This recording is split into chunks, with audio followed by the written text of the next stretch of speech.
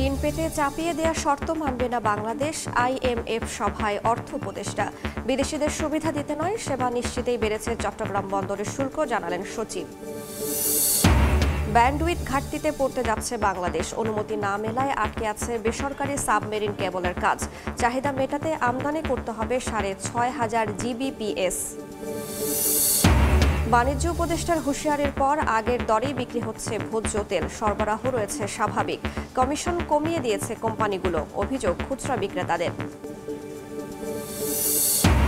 গভীর সমুদ্র থেকে এখনো ডিম ছাড়তে উপকূলে আসেনি মা ইলিশ, দাবি জেলেদের। নিষেধাজ্ঞার সুফল নিয়ে প্রশ্ন। আসার পথ মুক্ত রাখতেই আগেভাগে নিষেধাজ্ঞা, বলছেন গবেষক।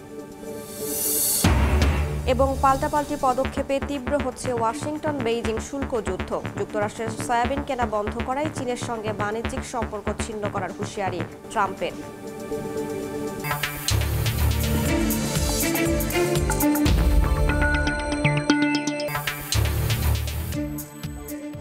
দেখছিলেন শিরোনাম। আমন্ত্রণ জানাচ্ছি দেশ ও দেশের বাইরের অর্থ বাণিজ্যের নানা খবর নিয়ে আমাদের নিয়মিত আয়োজন এ সময়ের বাণিজ্যে।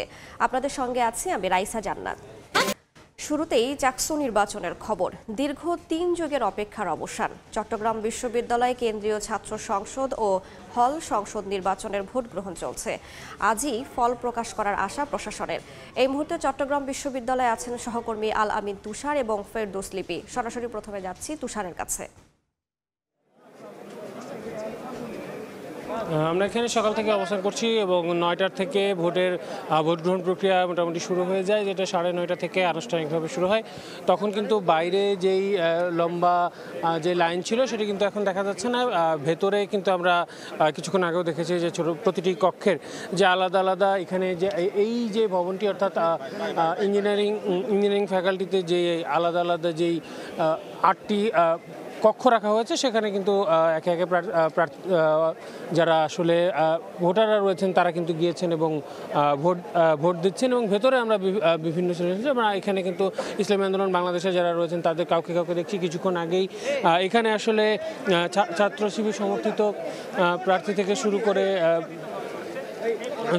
করে ছাত্রদল সমর্থিত প্রার্থী যারা আসলে ভিপি রয়েছেন তারা আসলে তাদের ভোট প্রদান করেছেন এবং সেই ভোট প্রদান করে তারা কিন্তু তাদের জায়গা থেকে কিছু অভিযোগও নিয়ে এসেছেন। আমি যদি অভিযোগগুলো আলাদা করে একটু বলি, যে তারা আসলে বলছিলেন যে পার্মানেন্ট যে মার্কার, সেই পার্মানেন্ট মার্কারের যেই ব্যবহার করা হয়নি, এটা নিয়ে তারা আসলে অভিযোগ করছিলেন যে কালি মুছে যাচ্ছে। সেই জায়গা থেকে কিন্তু এখানে তারা আসলে সেই জায়গা থেকেই তারা আসলে তাদের অভিযোগ রাখছিলেন এবং সেটা কিন্তু ছাত্রদল বলেন বা ছাত্র শিবির বলেন, দুই জায়গা থেকে। এবং এর বাইরেও স্বতন্ত্র অনেকেই রয়েছেন, তাদের কাছ থেকেও আমরা এই ধরনের অভিযোগ পেয়েছি। এবং একই সঙ্গে আমরা অভিযোগ পেয়েছি অনেকের কাছ থেকে যে স্বাক্ষরবিহীন OMR শিট কিন্তু এখানে অনেককে দেওয়া হয়েছিল। এই ব্যাপারগুলো কিন্তু রয়েছিল। এবং এই মুহূর্তে কিন্তু ছাত্র শিবির সমর্থিত যেই বিপি প্রার্থী যিনি ওখানে রয়েছেন সেখানে তিনি কিন্তু এখানে কিন্তু ব্রিফিং করছেন। আমরা সেখানে চলে যাব। নির্বাচন কমিশন প্রথমের দিকে যে ভোটগুলো গ্রহণ করেছে, এই ভোটগুলো গ্রহণ করার পরে সে সকল ভোটারদের সিগনেচার নেওয়া হয়নি, এই যে স্বাক্ষর নেওয়া হয়নি। আমার মনে হয়, আমি জানি না এটা নির্বাচন কমিশন কনসিয়াসলি জানেন কিনা নাকি সাবকনসিয়াসলি হয়েছে। যদি সাবকনসিয়াসলি হয়ে থাকে তাহলে আমরা বলতে চাই যে কোনোভাবেই নির্বাচন কমিশন এত বেশি অসচেতন ভূমিকা রাখতে পারেন না। আর আমার মনে হয় সাংবাদিক হিসেবে আপনাদের জানা দরকার যে কেন তারা এত বড় ভুল করতে পারেন, কিভাবে করতে পারেন।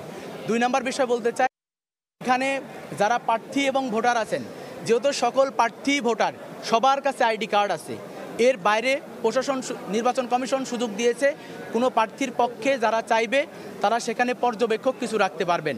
তো আমরা লক্ষ্য করেছি কোনো ধরনের কার্ড ছাড়া বিশ্ববিদ্যালয়ের শিক্ষার্থী না, আমরা স্পষ্ট চিনি তাদেরকে, কার্ড ছাড়া ঘুরে বেড়াচ্ছে। কার্ড 2 স্তরে সম্ভবত গেছেন, তার মধ্যে যারা আছেন পর্যবেক্ষক, আপনারা যারা সাংবাদিক, বিশেষ করে যারা পর্যবেক্ষক তাদের কাছে কার্ড আছে, কার্ড নেই যারা, আমার মনে হয় সাংবাদিক হিসেবে।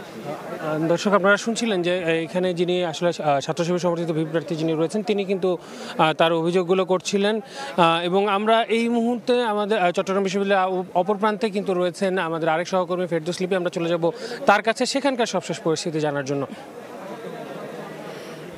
জুড়ে কিন্তু উৎসব মুখর আমরা দেখতে পাচ্ছি এবং আমরা এই মুহূর্তে আছি বিজ্ঞান অনুষদে, যেখানে 3টি হলের ভোট কেন্দ্র রয়েছে এবং বাইরে কিন্তু দেখছেন যে শিক্ষার্থীদের উপস্থিতি দেখে বোঝা যাচ্ছে কেমন উৎসাহ উদ্দীপনা নিয়ে আসলে শিক্ষার্থীরা এই যে ভোট কেন্দ্রগুলোতে আসছেন। এবং এই ভোট কেন্দ্রে প্রায় 3500 শিক্ষার্থী কিন্তু তাদের ভোটাধিকার প্রয়োগ করবেন এবং এর মধ্যে রয়েছে শাহ আমানত হলের 2247 জন, শহীদ আব্দুর রব হলের 1775 জন, মাস্টারদা সূর্য সেন হলের 516 জন।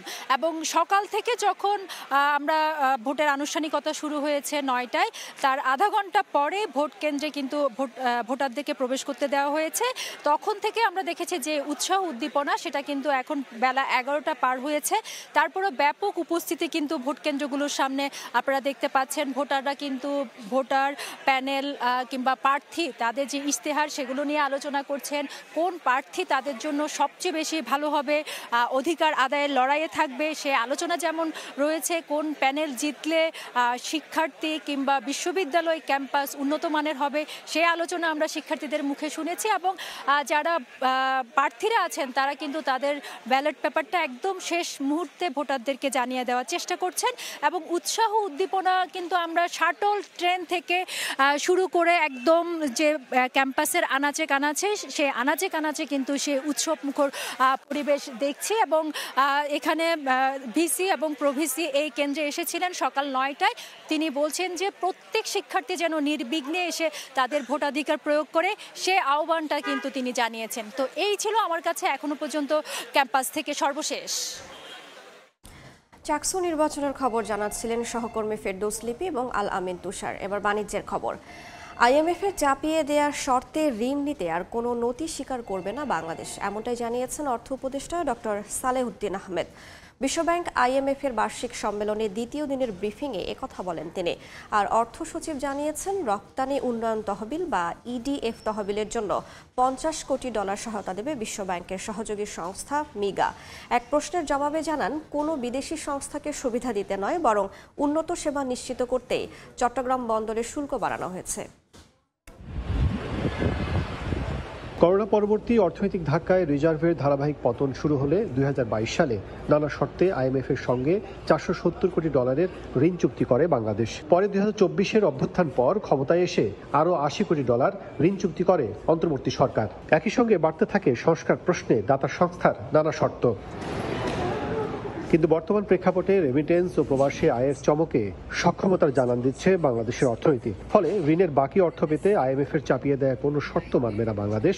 আইএমএফ এর বার্ষিক সভায় যোগ দিয়ে সাংবাদিকদের এ কথা জানান অর্থ উপদেষ্টা ডক্টর সালেহুদ্দিন আহমেদ। আইএমএফ এর যে বহু রকম শর্ত যদি আবার দেয় বা বহু রকম ইসে করে, আমরা ডেফিনেটলি এখন একটু আমরা সেকেন্ড লুক দেব, আমরা বাজেট সাপোর্ট নিতে হবে কিনা, আমরা আইএমএফ এর বিভিন্ন শর্তে যেটা আমাদের জন্য খুব ফ্রেন্ডলি না, আমরা ওদিকে যাব না। বার্ষিক সম্মেলনের দ্বিতীয় দিনে বেশ কয়েকটি গুরুত্বপূর্ণ বৈঠকে অংশ নেন সরকারের প্রতিনিধিরা।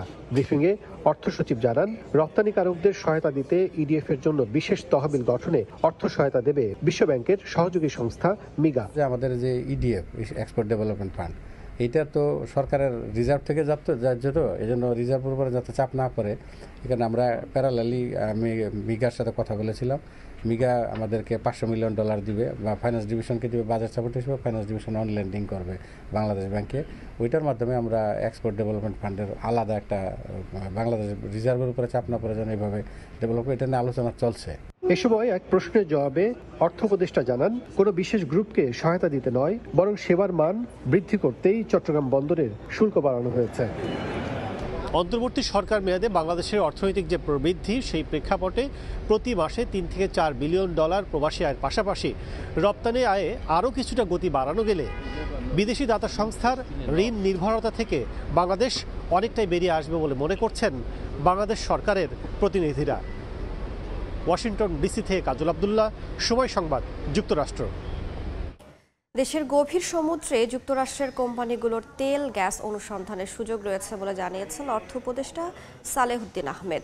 মঙ্গলবার ওয়াশিংটন ডিসিতে স্থানীয় সময় সন্ধ্যায় যুক্তরাষ্ট্রের ব্যবসায়ী নেতাদের সঙ্গে গোল টেবিল বৈঠকে যুক্তরাষ্ট্রের ব্যবসায়ীদের কথা জানান তিনি। এই বৈঠকের আয়োজন করে business council for international understanding BCIC।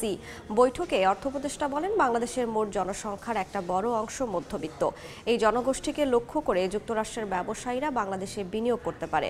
এ সময় তথ্য রেটিং প্রতিষ্ঠান মুডিসের প্রতিনিধির উপস্থিতিতে বাংলাদেশ ব্যাংকের গভর্নর আহসান এইচ মনসুর বলেন, বাংলাদেশের যে দৃশ্যমান অর্থনৈতিক ভিত্তি, নীতি পলিসি মুডিসের প্রতিবেদনে তার প্রতিফলন থাকে না।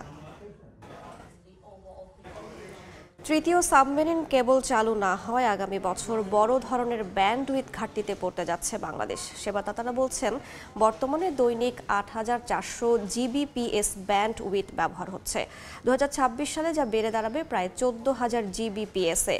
তখন সরকারি দুটি সাবমেরিন কেবলের সক্ষমতা থাকবে চাহিদার অর্ধেক। পররাষ্ট্র মন্ত্রণালয়ের অনুমতি না মেলায় আটকে আছে বেসরকারি সাবমেরিন কেবল স্থাপনের কাজও। ফলে ৬,০০০ GBps-এর বেশি ব্যান্ডউইথ আমদানি করতে হবে ভারত থেকে। শুভ খানের রিপোর্ট।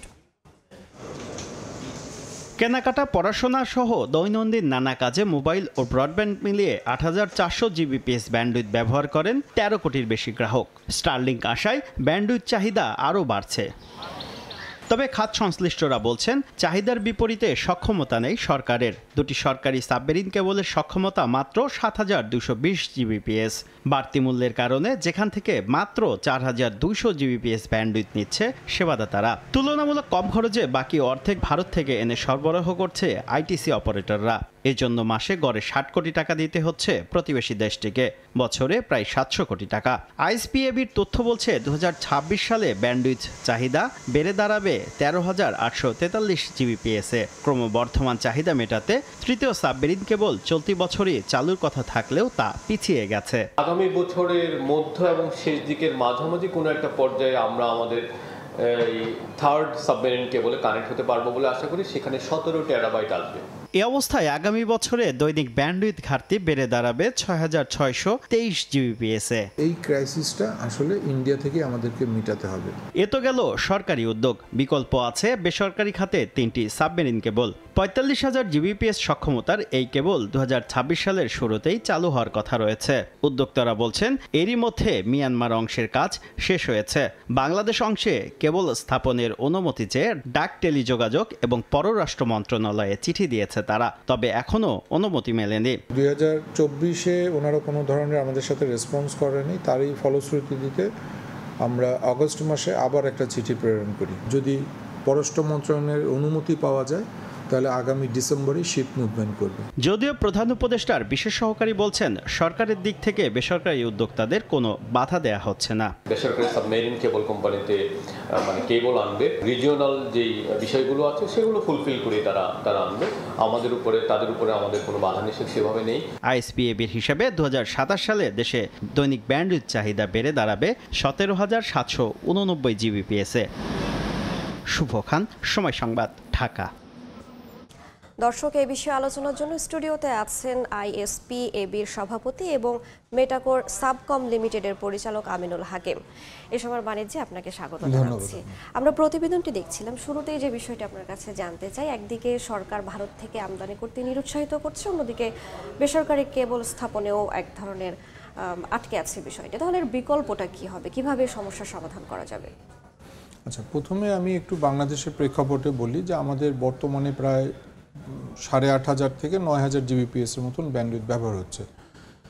এর মধ্যে BSCCL Bangladesh submarine cable company, যেটা স্টেট ওন কোম্পানি, ওনারা প্রোভাইড করছেন হচ্ছে ৪,২০০ থেকে ৪,৩০০ GBps-এর মতন। বাকি ব্যান্ডউইথে ইন্ডিয়া থেকে আমদানি করছি।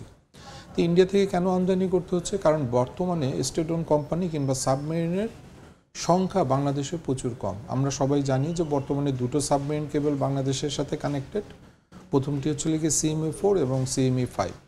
CME-4-এর যদি ক্যাপাসিটি আপনি দেখেন, আমাদের CME-4-এর ক্যাপাসিটি হচ্ছে ৪,৬০০ GBps এবং CME-5-এ হচ্ছে ২,৫০০ GBps।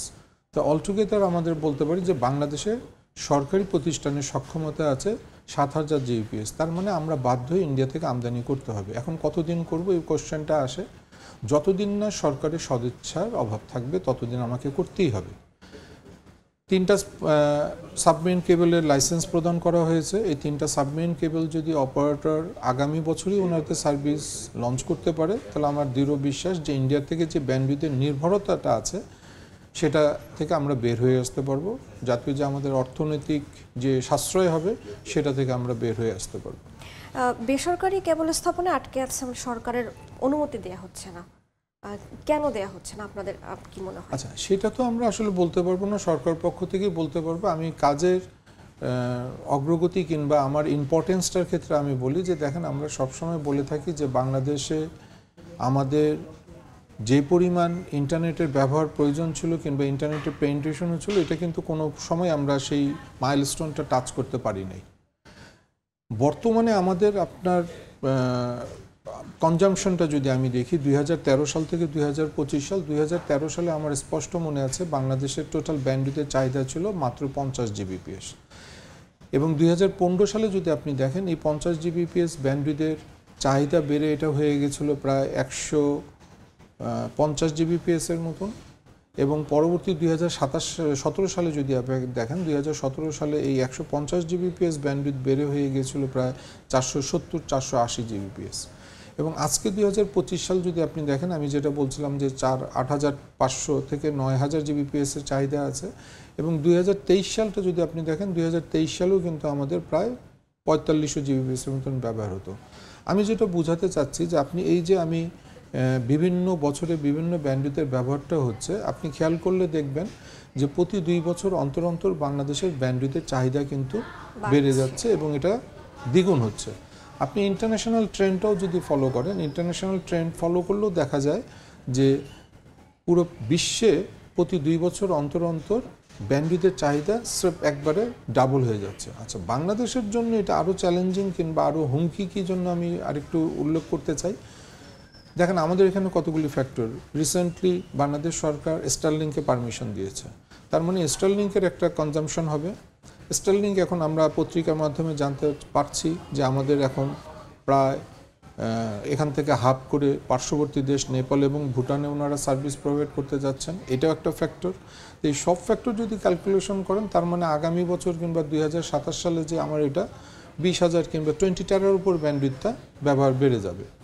এখন সরকারের উচিত হবে যে আমাদেরকে সহযোগিতা করা এবং কত দ্রুত এই সাবমেরিন কেবলটা আমরা লঞ্চ করতে পারি, কোন কোন মন্ত্রণালয় এবং কোন কোন মিনিস্ট্রি কিংবা কোন কোন অধিদপ্তরে আমাদের পারমিশন দরকার, এটা সরকারকে আমাদেরকে সহযোগিতা করতে হবে। আচ্ছা, আমরা বেসরকারি কেবলের কথা বলছিলাম, এইটার আসলে কাজের অগ্রগতি কতটুকু হয়েছে, এর বিনিয়োগটা কি পরিমাণ?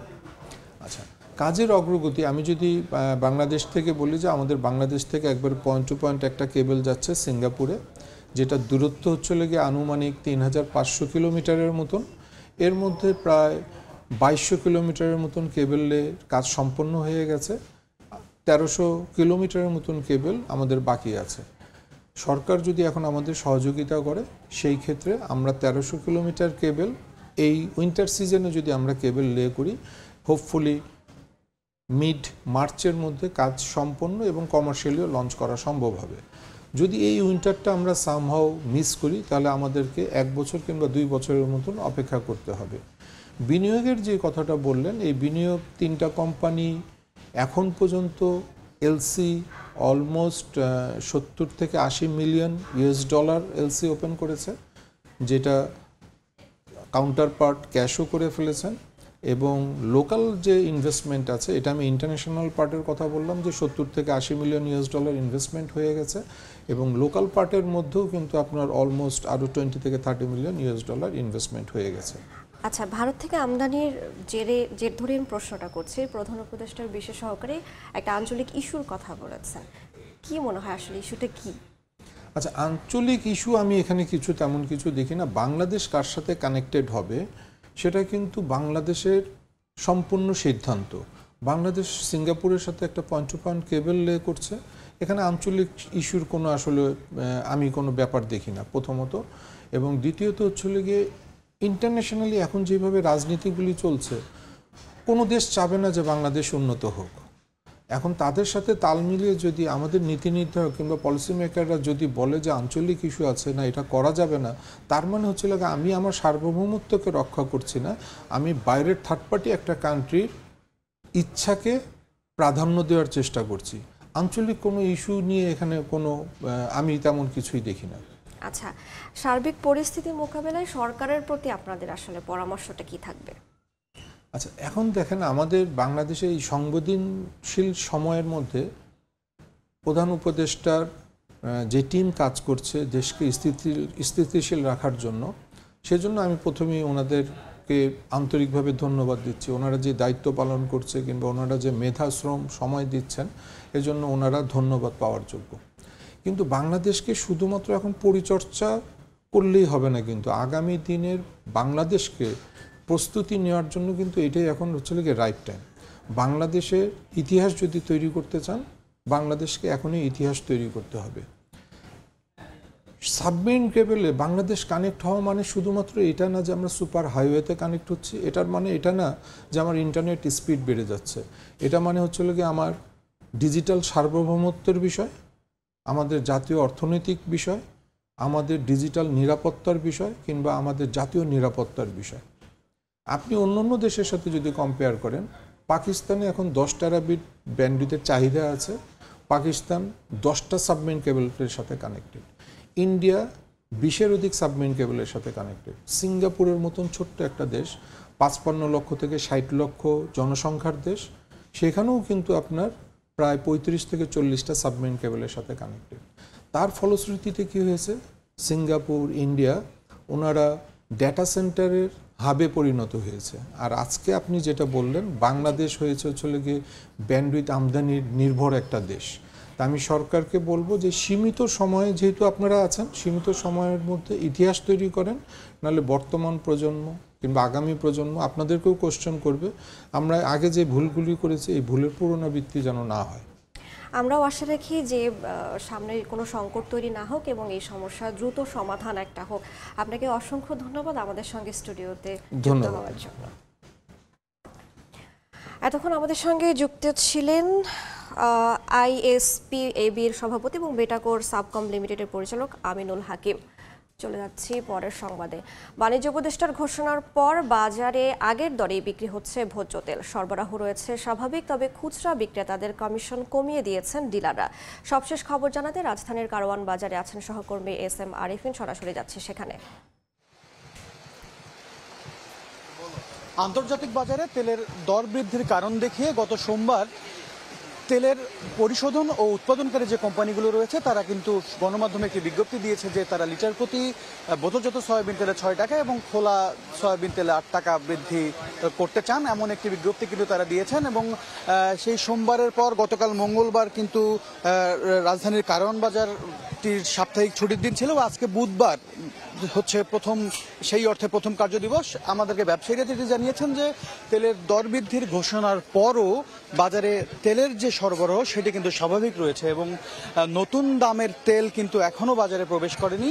কিন্তু খুচরা পর্যায় থেকে খুচরা ব্যবসায়ীরা আমাদেরকে যেটি জানাচ্ছেন যে ডিলার পর্যায় থেকে কমিশন দেয়াটি আসলে বন্ধ করে দেওয়া হচ্ছে এই তেলের দর বৃদ্ধির ঘোষণার পর। অর্থাৎ 5 লিটার তেলের বোতল কিনতে গিয়ে 15 থেকে 20 টাকা ছাড় পেতেন খুচরা ব্যবসায়ীরা, তারা সেটি ভোক্তাদেরকে কিছুটা তুলনামূলক কম মূল্যে দিতে পারতেন, কিন্তু সেই কমিশনটাই টোটালি বন্ধ করে দেওয়া হয়েছে ডিলারদের পর্যায় থেকে, যে কারণে আসলে বোতলের গায়ের দরেই কিন্তু ডিলার পর্যায় থেকেও খুচরা ব্যবসায়ীরা তেলের বোতল কিনছেন। এবং একইভাবে পাড়া কিংবা মহল্লা থেকে যারা আসলে একটু 2 থেকে 5 টাকা কমের আশায় কারওয়ান বাজারে আসেন তেলের বোতল কিনতে, তারাও কিন্তু ভোক্তারা এসে একদম তেলের গায়ের দামেই কিন্তু তাদেরকে তেলটি কিনতে হচ্ছে। যদিও কোম্পানিগুলোর পক্ষ থেকে জানানো হয়েছিল যে বোতল প্রতি তেলের যে দাম সেটি লিটারে 6 টাকা এবং খোলা তেলে 8 টাকা এবং পাম তেলেও কিন্তু 13 টাকা বৃদ্ধির ঘোষণা তারা দিয়েছিল।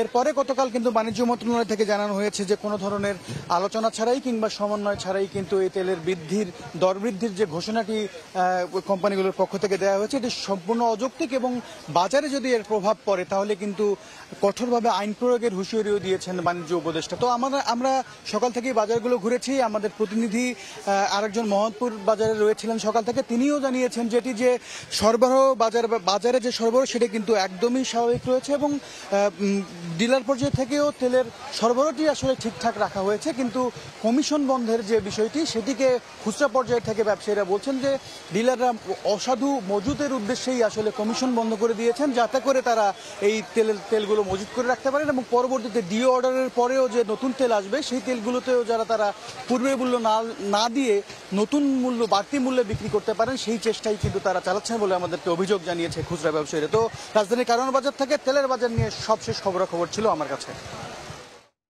সরাসরি যুক্ত ছিলাম রাজধানীর কারওয়ান বাজারে। সপ্তাহের চতুর্থ কার্যদিবসের শুরুতেই পতনের মুখে পড়েছে ঢাকা স্টক এক্সচেঞ্জের প্রধান সূচক। এই মুহূর্তে লেনদেন পরিস্থিতি জানতে চলে যাচ্ছি ডিএসইর ওয়েবসাইটে।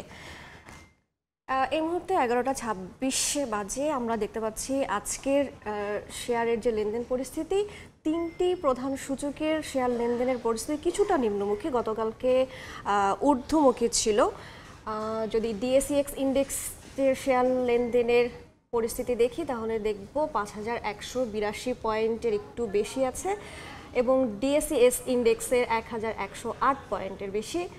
DS30 ইন্ডেক্স 1987 পয়েন্টের একটু বেশি আছে। গতকালকে আমরা শেয়ারের লেনদেন দেখেছি ঊর্ধ্বমুখী ছিল, আজকে কিছুটা নিম্নমুখী আছে। এখন পর্যন্ত 106টি কোম্পানির শেয়ার লেনদেন হয়েছে। এর মধ্যে আমরা দেখছি যে শেয়ার লেনদেন কমেছে 213টি কোম্পানির এবং অপরিবর্তিত আছে 72টি কোম্পানির। এখন আমরা একটু মার্কেট আপডেটে যদি যাই, তালিকার শীর্ষে থাকা 20টি কোম্পানির শেয়ার লেনদেন পরিস্থিতি একটু দেখে আসতে চাই। শুরুতেই আছে ওরিয়ন ইনফিউশনের আজকের এই মুহূর্তে শেয়ার লেনদেন 520 টাকার একটু বেশি, গতকালকে ছিল 511 টাকা, অর্থাৎ আজকে কিছুটা বেশি। এরপরের দ্বিতীয় তালিকায় আছে ডোমিনোস স্টিল। এই কোম্পানির শেয়ার, প্রতিটি শেয়ার এই মুহূর্তে বিক্রি হচ্ছে 21 টাকা এবং গতকালকে ছিল 21 টাকা, আজকে কিছুটা একটুখানি বেশি। এরপরে তৃতীয় তালিকায় আছে ফার ইস্ট মিটিং।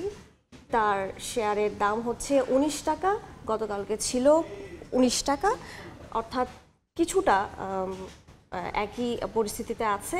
এরপরে তালিকার চতুর্থ কোম্পানিটা হচ্ছে Khan brothers PT oven bag industries limited. এই কোম্পানির শেয়ারের প্রতিটি শেয়ারের দাম এই মুহূর্তে বিক্রি হচ্ছে 126 টাকা, গতকালকে ছিল 122 টাকা, অর্থাৎ আজকে কিছুটা বেশি আছে। এরপরে যদি আমরা একটু দেখি, এরপর আছে সামিট অ্যালিয়েন্স পোর্ট লিমিটেড।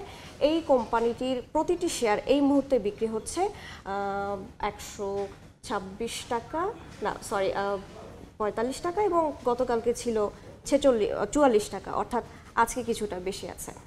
এরপরে সিমটেক্সে যদি যাই, আজকের প্রতিটি শেয়ার বিক্রি হচ্ছে 28 টাকা এবং গতকালকেও ছিল 28 টাকা, অর্থাৎ আমরা দেখতে পাচ্ছি আজকের শেয়ার লেনদেনের পরিস্থিতি এই পর্যায়ে আছে। এই ছিল আমার কাছে আজকের শেয়ার লেনদেনের পরিস্থিতির সবশেষ। এবার বন্দর বাণিজ্যের খবর।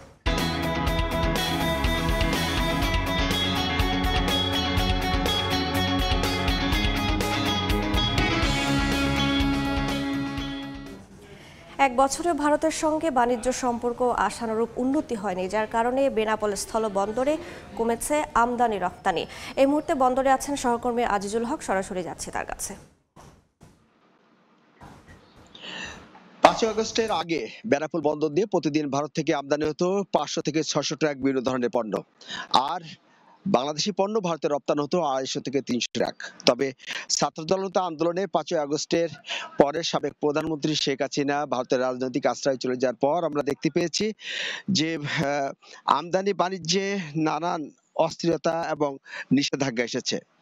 বর্তমানে ভারত সরকারের নিষেধাজ্ঞার কারণে বেনাপোল বন্দর দিয়ে পাটজাত পণ্য, তৈরি পোশাক, গার্মেন্টস এবং বিভিন্ন ধরনের যে গুরুত্বপূর্ণ পণ্য সে পণ্যর কিন্তু ভারতের রপ্তানি বন্ধ রয়েছে। এছাড়া কিন্তু বাংলাদেশ সরকারের আমদানি নিষেধাজ্ঞার কারণে আমরা দেখতে পেয়েছি সুতা, newsprint, cigarette paper, double export, তারপর সব ফেব্রিক সহ বিভিন্ন গুরুত্বপূর্ণ পণ্য কিন্তু বেনাপোল বন্দর দিয়ে ভারত থেকে আমদানি বন্ধ রয়েছে।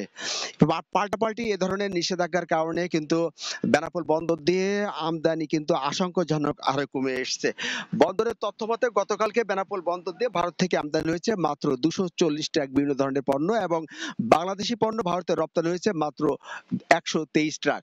এছাড়া আপনি জানেন যে আমদানি রপ্তানি বাণিজ্য গতিশীল করতে এবং তাৎক্ষণিক কোনো সমস্যা হলে এই সমস্ত বিষয় নিয়ে কিন্তু ভারত এবং বাংলাদেশ যৌথভাবে সীমান্তের শূন্যরেখায় কিন্তু বাণিজ্য প্রতি মাসে একবার করে বাণিজ্য বৈঠক বসতো।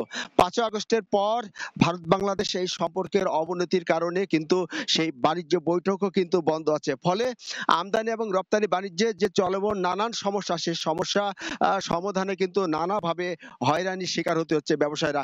আপনি জানেন যে যারা আমদানিকারক তাদের ব্যবসা বাণিজ্য পরিচালনার জন্য কিন্তু ভারতে যেতে হয়, তবে এখনো পর্যন্ত বিজনেস ভিসা কিন্তু স্বাভাবিক না হওয়ায় যারা আমদানিকারক আছেন তারা কিন্তু ভারতে যেতে পারছেন না। ফলে এই পথে কিন্তু দিন দিন আমদানি পরিমাণ কমে আসছে। ব্যবসায়ীরা বলছেন দ্রুত এই অবস্থার উন্নতি না হলে সামনে বছর কিন্তু আমদানি এবং রপ্তানি বাণিজ্যে কিন্তু বড় ধরনের বাণিজ্য ঘাটতি তৈরি হতে পারে। আমরা কথা বলেছি সাধারণ ব্যবসায়ীদের সাথে, সাধারণ ব্যবসায়ীরা আমাদেরকে জানিয়েছেন যে বাণিজ্য ভারত বাংলাদেশের যে রাজনৈতিক সম্পর্কের অবনতি, সেই অবনতি শেষ পর্যন্ত কিন্তু এটি বাণিজ্য সম্পর্ক পর্যন্ত গড়িয়েছে এবং এর কারণে কিন্তু আমদানি এবং রপ্তানি বাণিজ্যে নানান বিরূপ প্রভাব পড়ছে। তো এই ছিল বেনাপোল স্থল বন্দর থেকে যে 5 আগস্টের পর পাল্টাপাল্টি নিষেধাজ্ঞার কারণে যে বেনাপোল বন্দর দিয়ে আমদানি এবং রপ্তানি বাণিজ্যে আশঙ্কাজনক হারে কমে এসেছে তার সর্বশেষ। সরাসরি যুক্ত ছিলাম বেনাপোল স্থলবন্দরে।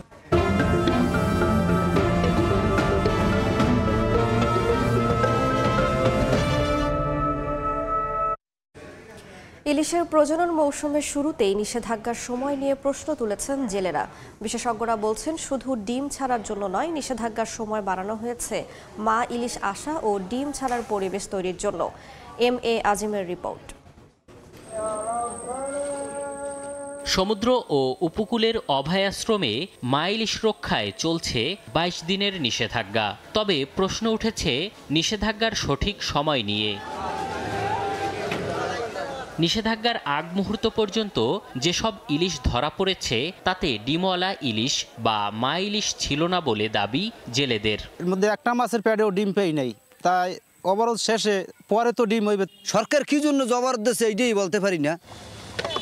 অধিকাংশ জেলেই বলছে গভীর সমুদ্র থেকে এখনও ডিম ছাড়তে উপকূলে আসেনি মা ইলিশ, বরং নিষেধাজ্ঞা শেষে ধরা পড়বে ডিমওয়ালা ইলিশ, যা নিষেধাজ্ঞার সুফল নিয়ে সংশয় তৈরি করছে। অবরোধ শেষ হওয়ার পর দেখা যাবে অনেক মাছই ডিম। আমাকে যে অবরোধ দিয়ে বই রাখলে আমাকে এই ক্ষতিটা কেন করলে। পরিসংখ্যান বলছে নিষেধাজ্ঞার সময় শতভাগ ডিম ছাড়তে পারে না মা ইলিশ। নিষেধাজ্ঞার সময় বাড়ানোতে ডিম ছাড়ার পরিমাণ 35% থেকে বেড়ে বর্তমানে 52% এসে পৌঁছেছে। নিষেধাজ্ঞার সঠিক সময় নিয়ে প্রশ্নের জবাবে ইলিশ গবেষকরা বলছেন নিষেধাজ্ঞার 22 দিনই ইলিশের ডিম ছাড়ার জন্য নির্ধারণ করেন না তারা। ইলিশগুলো যে অঞ্চলে ডিম ছাড়বে ওই অঞ্চলে আগে তাদের এসে পৌঁছাতে হবে। এই পৌঁছানোর জন্য তারা পেটে পুরোপুরি ডিম আসুক আর না আসুক, একটা পূর্ণিমার সামনে তার কয়েকদিন আগে থেকে 7ই অক্টোবর পূর্ণিমা, তার 3 দিন আগে অর্থাৎ 4 অক্টোবর থেকে এটা নির্ধারণ করা হয়েছে তাদেরকে এই জায়গায় আসতে হবে। মৎস্য অধিদপ্তর বলছে শুধু গবেষক নয়, জেলে থেকে শুরু করে সংশ্লিষ্ট সবার পরামর্শই নিয়ে থাকেন তারা। এই যে টাইমটা 22 দিন, এটিকে সর্বোচ্চ সময় বলে বিবেচনা করা হয়েছে, বিধায় এই টাইমটা এখানে করা হয়েছে। এবছরও শতভাগ নয়, মা ইলিশের 60% ডিম ছাড়ার লক্ষ্যমাত্রা নির্ধারণ করা হয়েছে। তাই নিষেধাজ্ঞার শেষ সপ্তাহেও যদি মা ইলিশ আসে ও ডিম ছাড়ে তাতেও লক্ষ্যমাত্রা পূরণ করা সম্ভব। MA আজিম, সময় সংবাদ, ঢাকা। আকিস ফুড অ্যান্ড বেভারেজ লিমিটেডের রিটেল স্ক্র্যাচ কার্ড প্রোগ্রাম স্বাধীনতা অফার সিজন 2 শেষ হয়েছে। 2 মাস ধরে চলা প্রোগ্রামের আওতায় নির্দিষ্ট পণ্য কিনে খুচরা ব্যবসায়ীরা স্ক্র্যাচ কার্ডের মাধ্যমে বিভিন্ন পুরস্কার জিতে নেন। পুরস্কারের মধ্যে ছিল শ্রীলঙ্কা ভ্রমণ, 150 CC bike, washing machine, airbud, smart watch, Blender এবং ক্যাশ ডিসকাউন্ট। এতে অংশ নেন প্রায় 3 লাখ খুচরা ব্যবসায়ী। মঙ্গলবার ঢাকার গুলশানে একটি হোটেলে ঢাকা বিভাগের প্রায় 34 জন বিজয়ীর হাতে পুরস্কার তুলে দেওয়া হয়। বিজনেস ইথিক্স মেইনটেইন করে করতে হবে। ঠাকুরগাঁওয়ে জেলা কার্যালয়ে পৌর বিএনপির নেতাকর্মীদের সঙ্গে মতবিনিময় সভায় বক্তব্য রাখছেন দলের মহাসচিব মির্জা ফখরুল ইসলাম আলমগীর। সরাসরি যাচ্ছে সেখানে।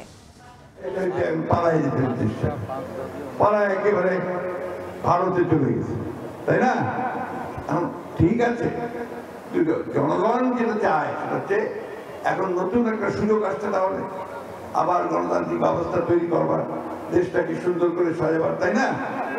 এই সুন্দর করে সাজাতে আমরা চাই। আমরা চাই যে অনেক মত থাকবে, প্রত্যেকে কি একমত হবে না। এই অনেক মতগুলোকে একখানে আনতে হবে পার্লামেন্টে। সেই পার্লামেন্টে তর্ক হবে, বিতর্ক হবে, সেখান থেকে আপনার মানুষ একটা সিদ্ধান্ত পাবে, দেশটা সেইভাবে চলবে। যারা সবচেয়ে সংখ্যাগরিষ্ঠ হবে তারা দেশ পরিচালনার দায়িত্ব পাবে। 5 বছরের জন্য আবার জনগণের কাছে আসতে হবে, আবার ভোট হবে, ভোটে আবার যারা যাবে তারা তখন সেইভাবে দেশ চালাতে পারবে। আমরা এই কথাটাই বারবার বলছি যে আমরা গণতন্ত্রে বিশ্বাস করি। এখানে সকল ধর্মের লোক, হিন্দু ধর্ম যারা পালন করেন তারা হিন্দু ধর্ম পালন করবেন, তাদের মন্দির সুরক্ষিত থাকতে হবে, তাদের যে কথা বলার সুযোগ সেটা সুরক্ষিত রাখতে হবে। একই সঙ্গে মুসলমানরা তারা ইসলামের কথা বলে সেটাকে সুরক্ষিত রাখতে হবে এবং মসজিদগুলোকে সুরক্ষিত রাখতে হবে। এই ভাই একটু কাম্য না, তোমরা এত বিরক্ত করলে তো মুশকিল হয়ে যাবে।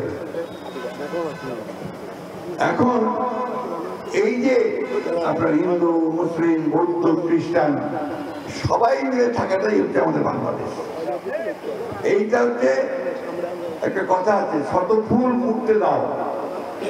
শত ফুল ফুটলে একটা বাগানে এই সবগুলো ফুলের গন্ধ একটা আসে না?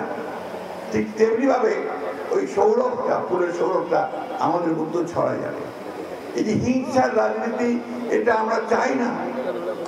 আমরা হিন্দু, মুসলমান, বৌদ্ধ, খ্রিস্টানের মধ্যে কোনো বিভেদ সৃষ্টি করতে চাই না। আমরা কখনোই এই হিংসার রাজনীতিকে প্রশ্রয় দিতে চাই না। আমরা চাই যে একটা শান্তি রাষ্ট্র প্রতিষ্ঠা হোক, এটাই আমাদের চাওয়া। বন্ধুগণ, আমরা সবাই বলেছি, আমাদের নেতা ছিলেন, যিনি দল তৈরি করছিলেন, শহীদ প্রেসিডেন্ট জিয়াউর রহমান সাহেব। আমরা অনেকে জিয়া জিয়া বলে না, জিয়ার সৈনিক, আমাদের ছেলেরা চিৎকার করে আমরা জিয়ার সৈনিক।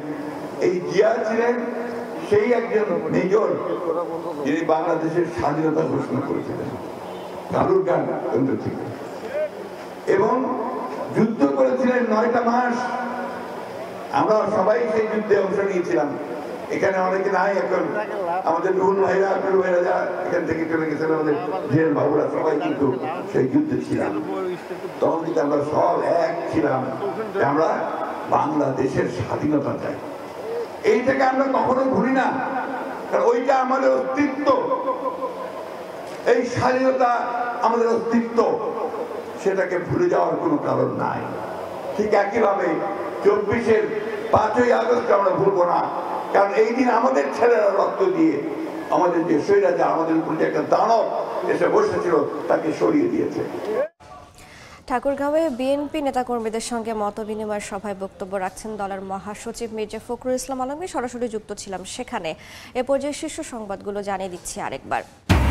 ঋণ পেতে চাপিয়ে দেওয়া শর্ত মানবে না বাংলাদেশ, IMF সভায় অর্থ উপদেষ্টা। বিদেশিদের সুবিধা দিতে নয়, সেবা নিশ্চিতেই বেড়েছে চট্টগ্রাম বন্দরের শুল্ক, জানালেন সচিব। ব্যান্ডউইথ ঘাটতিতে পড়তে যাচ্ছে বাংলাদেশ, অনুমতি না মেলায় আটকে আছে বেসরকারি সাবমেরিন কেবলের কাজ। চাহিদা মেটাতে আমদানি করতে হবে 6,500 GBPS। এবং বাণিজ্য উপদেষ্টার হুঁশিয়ারির পর আগের দরেই বিক্রি হচ্ছে ভোজ্য তেল, সরবরাহ রয়েছে স্বাভাবিক। কমিশন কমিয়ে দিয়েছে কোম্পানিগুলো, অভিযোগ খুচরা বিক্রেতাদের।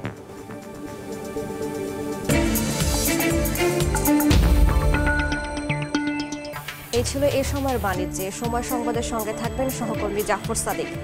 ধন্যবাদ রাইসা জান্নাত। সময় সংবাদ নিয়ে ফিরছি কিছুক্ষণ পর, সঙ্গে থাকুন সময়।